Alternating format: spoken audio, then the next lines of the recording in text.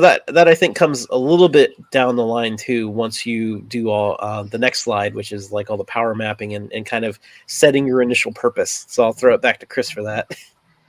Yeah, so we've done our initial, right? Who do I know that are the obvious people, right? Who are the my fellow socialists in my community, right? Who are my fellow environmentalists? Who's the person I know that's really into Medicare for all, right? The Green Party has, and it's something that we always need to keep in mind, because we're often portrayed as these crazy radicals, but green policies are majoritarian, right? What's the number? I believe over 60% support Medicare for all, including the majority of Republicans, right? 90+% of Democrats support it, even though their leadership doesn't and won't pass it, right? The Green New Deal in 2020 had 62% support, right?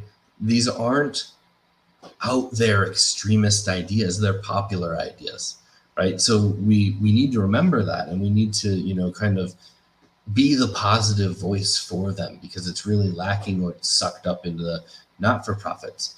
So once we've done, that initial outreach of the people we obviously already know, we go to the next level, and that's power mapping, right? Who do I know, right? Who do I know at work?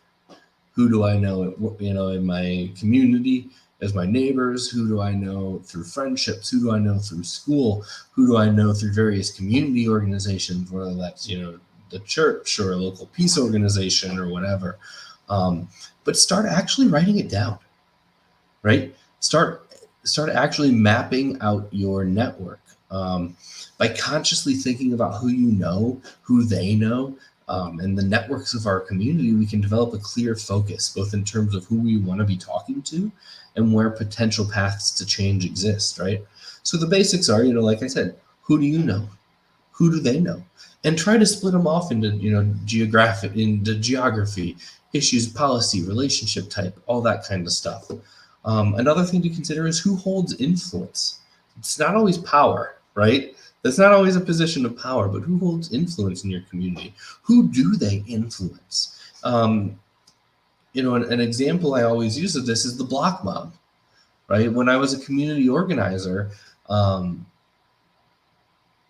knocking doors in the working class communities of my town, we would often run into, the precinct committee person, the official holder of power in the neighborhood, and learn that that person held no power, right? But what we did find was the woman down the block that everybody came to her barbecue, right? The woman down the block that when she put out a call for something, everybody showed up. She had no official power, but she was the de facto leader of the neighborhood, right? Identify that person, because we're, as independent socialists and as Greens, we don't have a lot of money. We don't always have a lot of resources, right? So we need to be efficient. And in that case, knowing that person, knowing if I want to work in JC Park, I need to call this person and she'll turn out 20 people for me, right? Rather than knocking on those 20 doors and then have to go, I don't know, but her weight will get them there, right? Consider some kind of ranking system when you're doing this.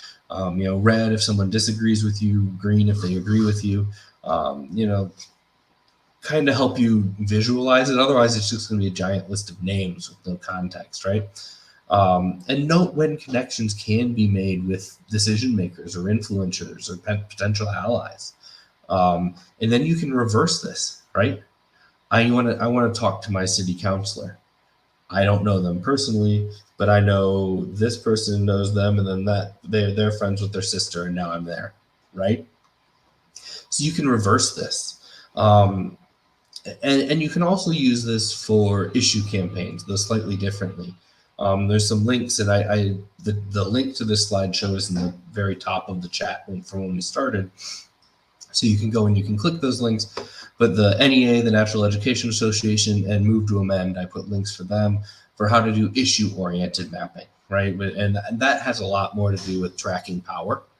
When you're doing the issue, you want to implement a change, so you track that power. But, when we're doing this initial power mapping, it's more about mapping your networks in the community, right? Because what that's going to tell you is where to start. We don't want to be airdropping in.